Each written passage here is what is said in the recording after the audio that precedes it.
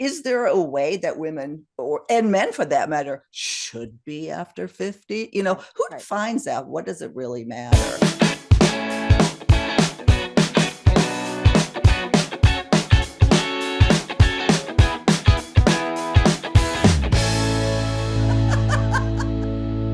Thank you so much for joining us today on Second Act TV. Want to welcome back Treva Brandon Scharf, the dating coach, relationship expert, host of Done Being Single, and the author of a book by the same name, Done Being Single. Treva, thanks so much for being here again. Thank you for having me. I am so excited that you're here today because I think we're going to have a really fun and engaging conversation. Yes.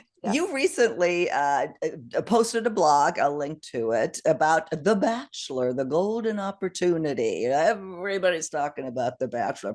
Everybody's probably getting sick of it. But this really has an implication on what's going on with aging, with how we're perceived, et cetera, et cetera.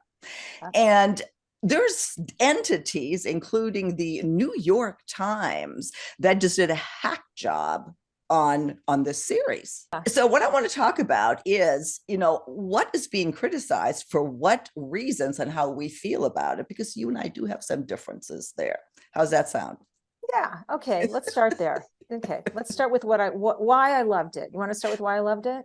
Let's start with why you loved it. I loved the women. I loved who they were and who they showed up to be.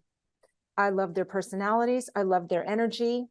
Mm-hmm. I thought they were an incredible representation of what aging can look like. Mm-hmm. Mm-hmm. And the New York Times did not agree.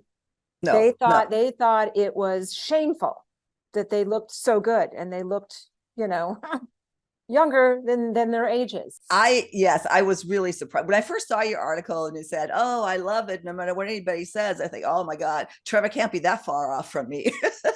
And you're not, because I agree. I had issues. Yeah, I know. I agree with your article completely once I read everything. And then I read the New York Times, and I totally get what you mean, because it is an ageist piece. And what surprised me is that the author of this is a 50-year-old woman. That is crazy. It's crazy. It's Yes. crazy. Yes. And I'm not sure what the purpose was, but let's go through this, because I want our audience to comment. I am really interested in hearing the comments here, because people feel very strongly one way or the other. Oh, yes. And on this point, I'm totally with you, Trevor. Here's like you broke it down to some of the things that she quoted.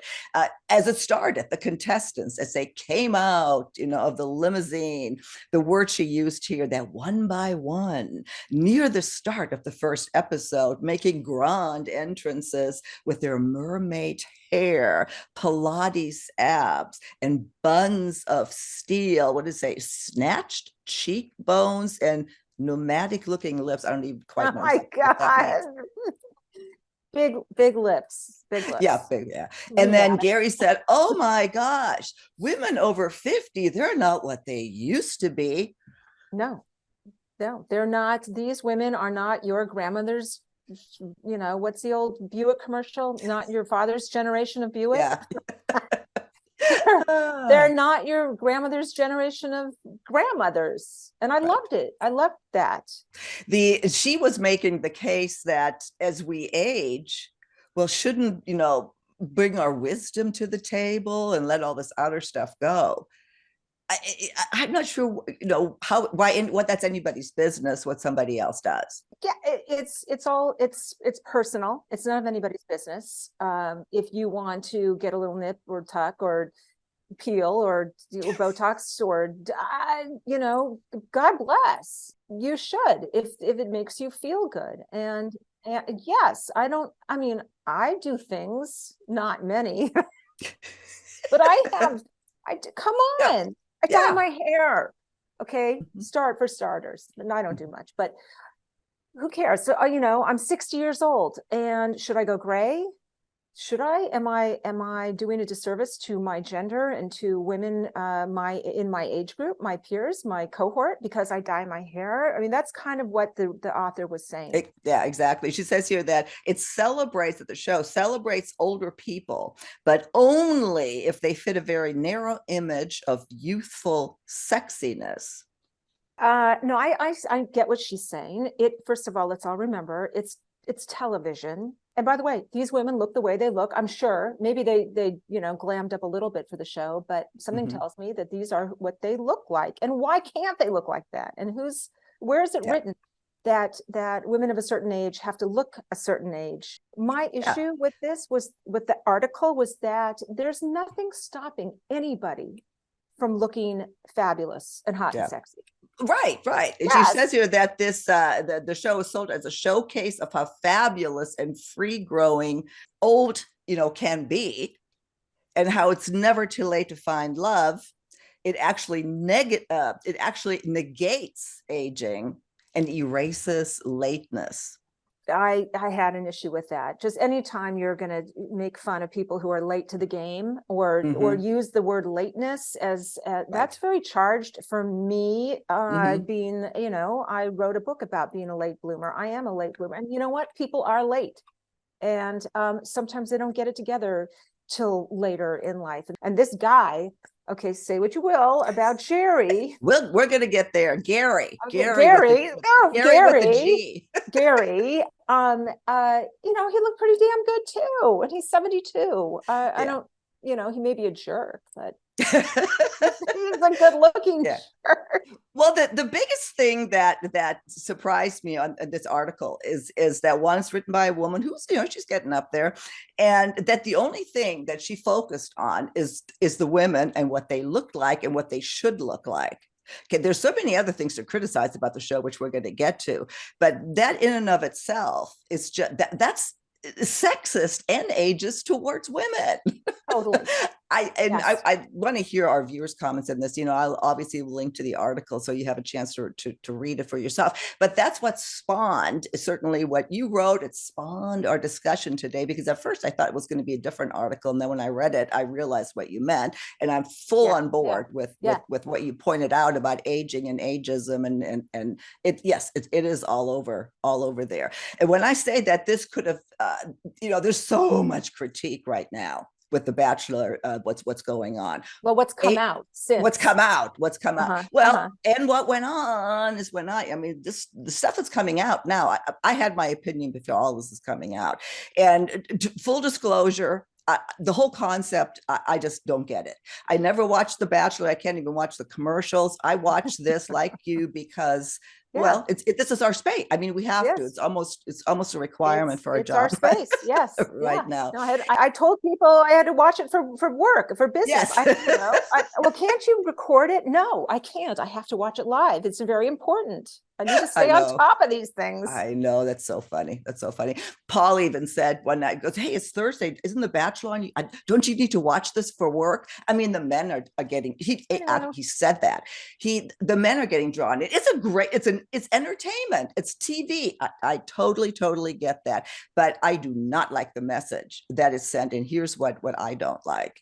There's two scenarios that I'm learning now that's part of the Bachelor franchise, and that is the fantasy suite and the family visit. Yeah. For those who haven't, just a brief what it is, basically, it's down to 2 or 3 contestants, and then he goes to their family to see if he can fit in. They can interview each other. And the suite is, the implication is they're spending the night together overnight. First one, then the other. How do you do that? No, Robbie really had an issue with that, and okay. Let's go first. Let's address the family visits, the hometowns.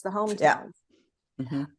Yes, telling the kids and the grandkids that you love their mother and their grandmother, and then only to break up with them the following week was that was really kind of cruel. It was sick. I don't get why they went that way. They didn't have Right. to. It was not Right. necessary. He could have said, "Oh, I care about your mom. I really dig your grandma." But to say, "Oh, I love her," is giving. I mean, who does that in real life? Love bombers and narcissists do. That's who does that. Exactly. Exactly. And I kind of want to draw our conversation really to that. What can our viewers, what can we, what do we take out of this for real life? Like you said, what Robbie had the issue too with the fantasy suite is, Oh, so yes. you spend, and the way this was filmed and produced, and Yes.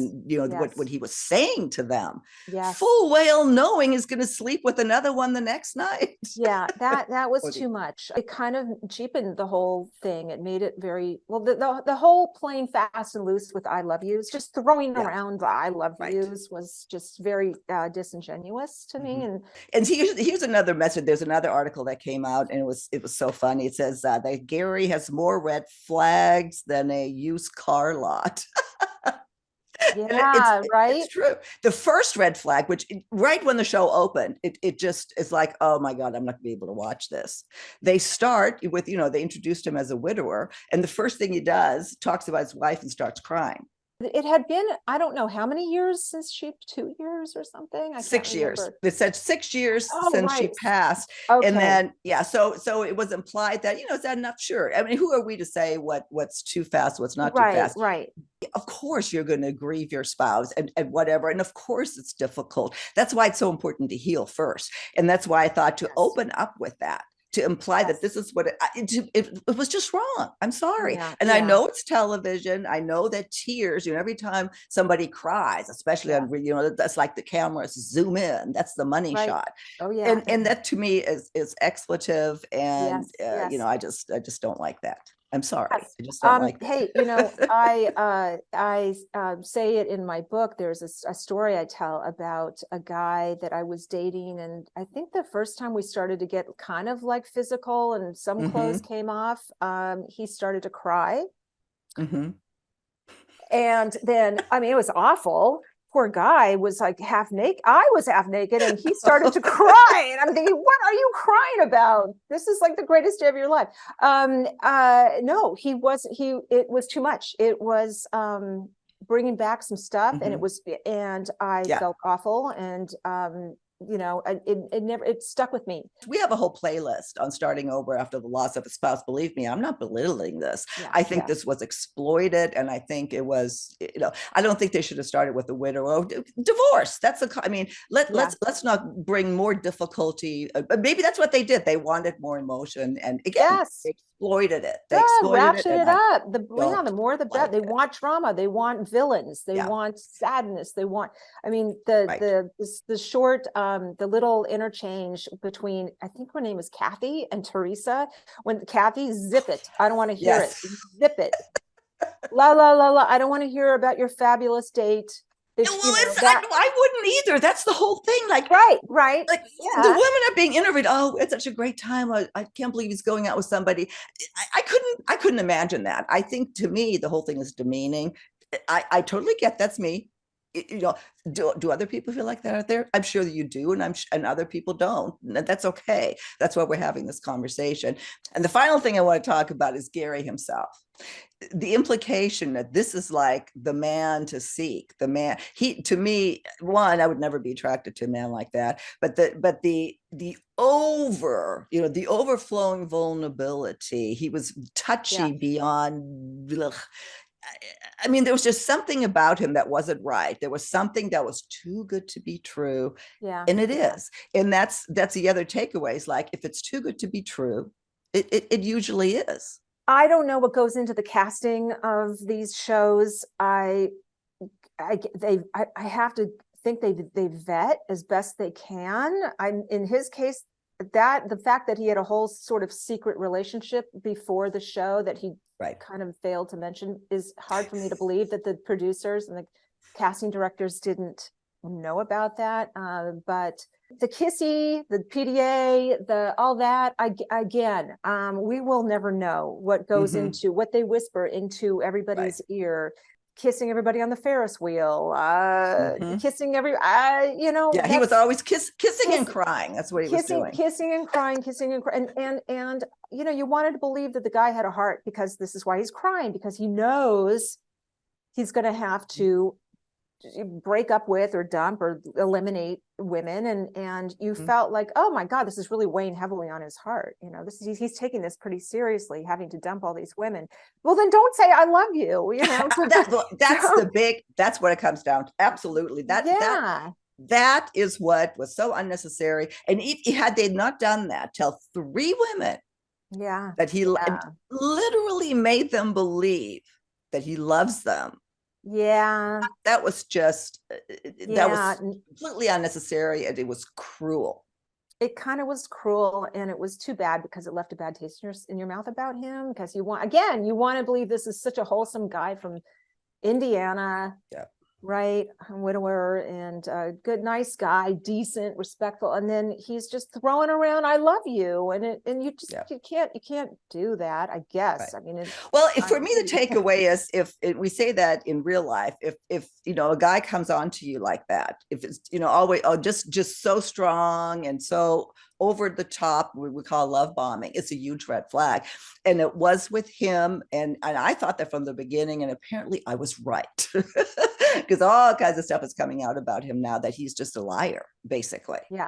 To me, this topic is incredible for one main reason, and I think you would agree, is that we are in the spotlight now. What you and I talk about, like this channel, anybody that dedicates their time to living life to the fullest after 50, and that if it's never too late, my God, the world is starting to talk about that. And that is a really, really good thing. And I'll go so far as to say, if it wasn't for all this controversy and all this over the top crap, maybe we wouldn't be, maybe just be boring. Who wants to see real life? So I'll admit to that as well. I just have heard too many times that this is just so inspirational, and yes, it may be inspirational, but let's put that in context. The tactics on this show are, in my opinion, it's just a horrible message. But let me throw that over to you, Treva. I want you to close us out of this.